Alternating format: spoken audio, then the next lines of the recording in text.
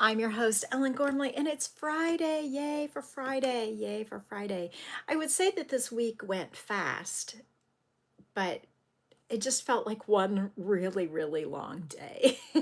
So it feels like it should be like Wednesday by now, but the truth is that I've worked late every night and gotten up on time-ish most days. So anyway, welcome to Friday. I am certainly looking forward to the weekend, and I hope you are too. I enjoyed reading your little blessings and things that you enjoyed so far in 2025, and it's not over yet. We still have some good months ahead of us, and so that is super, super cool. So we'll be looking for more things to add to our good news that has happened in 2025. So I enjoyed that. So thank you so much for sharing um, your bits and bobs. Last night, good morning, Carlene. Good morning. Last night, though, I will say that I received a message that one of my clients who has been having a really, really, really, really tough time with infertility, they welcomed their first child safely yesterday or the other day, and I just got word. So I am so thrilled for them. And certainly, new babies have a way of giving such hope, don't they? It kind of makes you feel like, okay, well, maybe these little people are going to be the ones who fix everything, and good things still happen. So that is really exciting. Let's see, I've got 4 minutes. I don't know if my person's here yet. I'm trying to get everything turned on. I'm super excited that I actually got a paycheck today. I didn't think I was going to get one because of the vacation. In fact, I was afraid I was going to owe them money for taking money out for my health insurance, but I actually cleared some dollars. So that was a thrill, an unexpected thrill. I guess I have my weeks confused. I'm looking forward to crocheting this weekend, although it's going to be a busy weekend because Mara's moving back home. Yay! So I'm really looking forward to having her at home with me, and that'll be great. The I'm kind of in a paralysis about yarn. I have a little bit of yarn paralysis that I think you can understand. It's the maybe I should come up with an acronym. You know, I love to do that. Uh, Instead of for you page FYP, which they use on TikTok, maybe FYP stands for fancy yarn paralysis. Where you have a really nice yarn, but you're paralyzed because you don't want to use it unless you have a really great project in mind.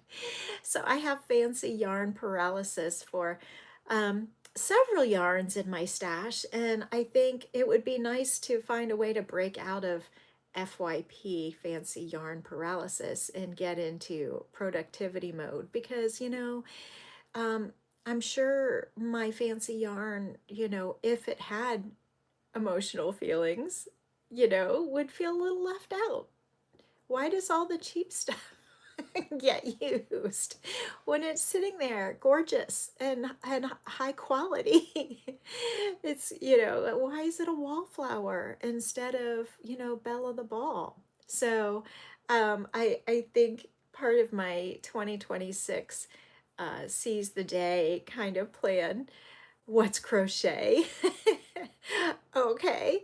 Then, I think I should use the yarn and let it fulfill its full purpose. And from fancy yarn paralysis to fancy yarn productivity.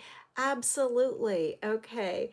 So crocheting with the fancy yarn, it's like you almost, for me, I have put like the yarn aside and it waited for the perfect purpose for it, but then it waits too long and I miss out on, it's like using the good soap, and I have some new very pretty soaps from Italy and I'm going to use them. I'm going to use them. I'm not going to just let them be decorations in the box. And I think that that might be one of my mottos for 2026 is to turn my FYPs, fancy yarn paralysis into FYP, fancy yarn productivity, and to use the good stuff that I have, not just let the good stuff wait for a day that's worthy. Like, there's only so many days we get. Yes, we deserve to use the pretty soap, and we deserve to use the pretty yarn. So I think that remind me come 2026, when it's time to make my new motto for the year, that my new motto might have to be, don't wait for an occasion to use the pretty soap, or don't wait for an occasion to use the pretty yarn. So anyway, that's the plan. I have to go, but I will see you Monday morning, and I hope that you have a fantastic weekend. Tell me all about the good things that have happened in your life in 2025 and your hopes and wishes for 2026. Of course, don't put anything too personal in there, but I just got information about the destination for my nephew Tony's wedding in May, and I'm super excited about that. Use the scrap yarn to swatch and the good stuff for projects. Oh, that's a good idea. Good idea. All right, I have to go, but have a fantastic day, and I will see you on Monday a few minutes before 9 a.m. is the plan. Oh, wait a minute. Monday is Labor Day. I am still working Labor Day morning at least, and I think my first client is at 9 o'clock. It's either at 9 o'clock or 10 o'clock. So I'll see you either a few minutes before 9 a.m. Eastern or a few minutes before 10 a.m. Eastern, but I am working on Monday. Okay? Have a great day. Bye.